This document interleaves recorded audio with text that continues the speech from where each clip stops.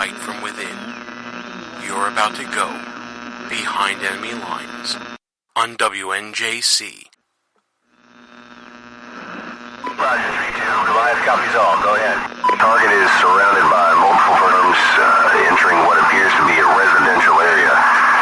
Requesting permission to engage. Over. From the People's Republic of New York City, you're now going behind enemy lines with Gene Baradelli and Russ Gallo.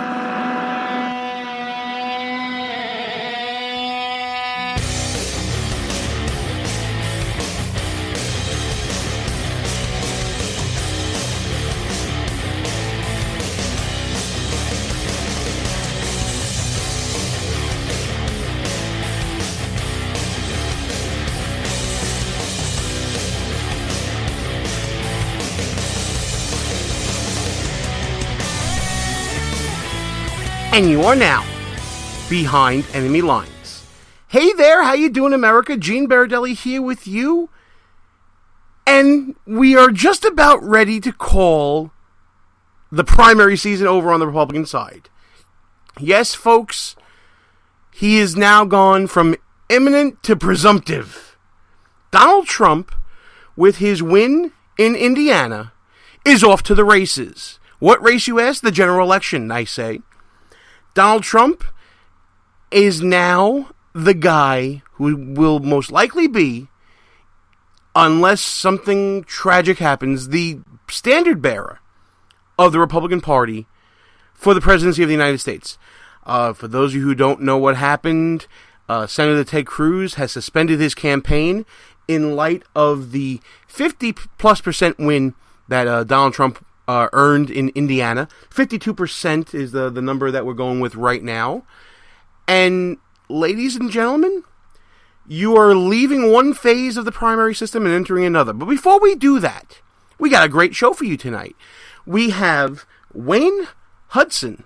I'll edit that out later. We have Wayne Hanson coming on the show. He is the chairman of the board of Wreaths across America. We'll be kicking off Military Appreciation Month. The month of May, of course, Memorial Day at the end of the month. We'll be talking to him about his program and things that you can do to thank and to support our veterans who do so much for us all their lives in serving our country. But we got a lot, and I mean a lot, to talk about, folks, as we leave Indiana and head into the general election. Can you believe it? We finally made it. I don't know about you, but I am pooped. I'm tired, man. This has been one of the most stressful and strenuous campaign seasons in a presidential cycle that I can remember. We started out with 17 people, and we had this idea when we were first watching the campaign, myself and Russ Gallo, of like a 4-lane highway merging into one lane. We talked about, we actually talked a lot about this on the show. We talked about the establishment lane. We talked about the social conservative lane, the evangelical lane, as it were, the libertarian lane, the Tea Party lane, the grassroots also, you know. It is really a massive car wreck of an election, don't you think, folks? We kind of had that analogy right from the get. But as the lanes started to merge, and as you started to see the establishment lane becoming clogged with Bushes and some would say Rubios, but definitely, you know, John Kasich's and people like that. And you started to see the Tea Party lane with Ted Cruz emerging, and the Libertarians merging into that when Rand Paul dropped out, and the year of the outsider and the year of the angry American and all the things that we've been talking about for the past, oh man, what has it been, 10 months? We're up to 10 months now of this election cycle. My goodness. For those of you who enjoy raunchy comedies, if you remember the movie Basketball and you remember their playoff structure, they had like a 10-month playoff structure with the Western East Northern Conference moving on to a round robin tournament, and in the Southeastern West Mid Conference, whatever they wanted to call it. Funny stuff, right? Well, that's kind of what we endured on the Republican side here. I mean, listen, the Democratic side's been a sham the whole time. For those of you tuning in and wanting to know what happened in Indiana on that side, first of all, what show are you listening to? You do know this is Behind Enemy Lines, right? We don't skew that way. But since you're here, Bernie Sanders wins another state. And yes, once again, it means absolutely nothing for Bernie Sanders. You know what, folks? You gotta feel for the Sanders campaign a little bit. His delegates keep getting redistributed away from him even though he's winning and earning them. Oh, wait, no, you can't really feel bad about that because that's what he wants to do for our nation. But I digress. Bernie Sanders is the winner in Indiana in another close race, closer than what the Republicans and what Donald Trump has been doing. And, again, it means nothing for Bernie because, just like whose line is it anyway, the scores don't matter and it's already been decided beforehand. So, obviously, Hillary Clinton has been the presumptive nominee for some time now. And I guess she'll now be joined by the Donald Trump. Let's talk about the Trump phenomenon just for a second. And, before I begin, I just want to give a shout out to our new audience in the Florida-Georgia line. If you're listening to this accent right now, you know that I'm not from your area. We want to give a shout out to 107.5, Talk 107 WJHC in Jasper, Florida. I want to thank you guys for allowing us to come into your car, your home, your hotel room. I don't know. I don't judge. But I want to thank you guys for tuning in. And hopefully you'll get used to my accent and I'll start listening to some country music and see if I can interact with you all a little better. But let's talk about this Trump phenomenon. Donald Trump has run the most unconventional campaign in recent memory. Whether you like him or hate him, and, I know plenty of people that hate him, and I know plenty of people that love him. No matter what side you're on, Donald Trump has done something here that is so noteworthy that it goes against the science of political science. Donald Trump does not have pollsters. He does not have a well-structured campaign. He does not have a huge fundraising structure and organization. What he has is Donald Trump, a force of nature, a force of will that demands your attention. Whether you love him or hate him, that is what Donald Trump brings to the table. And that not only is probably the cheapest campaign to run in a while. I mean, we talk about the billion-dollar campaigns and targeting voters and all this stuff. Donald Trump has kicked all those people to the curb and said, I'm doing it my way. And he did it. And how did he do it?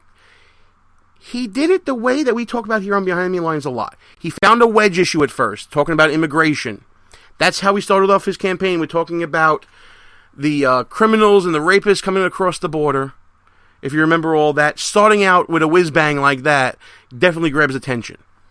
He then went on to become the voice of the angry American, no matter what the issue was. He would talk about it and he would resonate with everybody. It's amazing how a billionaire who has donated to so many Republicans, Democrats, a true insider, a true member of the donor class, a true member of the political elite on that side of the equation, has turned himself into a populist, has turned himself into a man of the people. Either voters are dumb, which some people argue, or Donald Trump is a genius. And I think it may be a little bit of both. I think there are some people out there who are blindly supporting Donald Trump.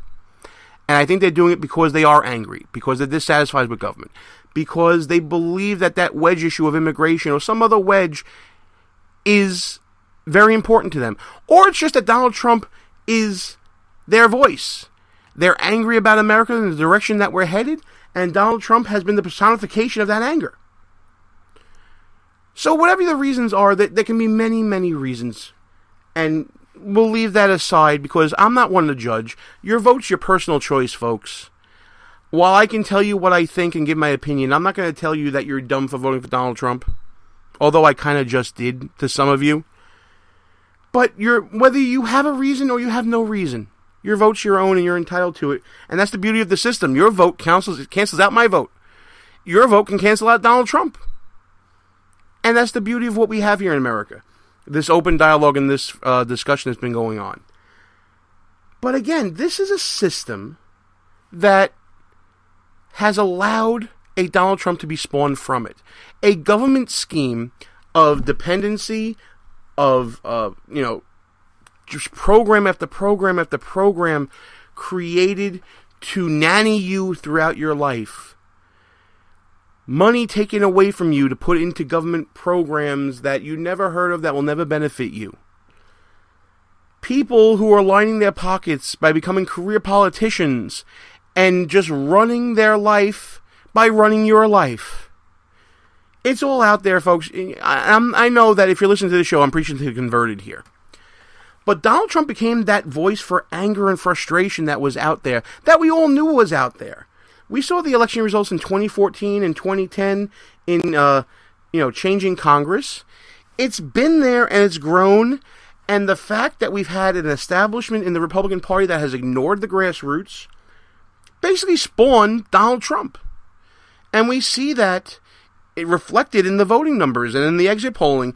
And then, we do this all the time when we have a primary night. But let's look at some of the exit poll numbers. 33% of Republicans who pulled the lever or filled in the oval or punched through the card, whatever they do in Indiana, they wanted the candidate that shared their values, but another 33% wanted the candidate that can bring change.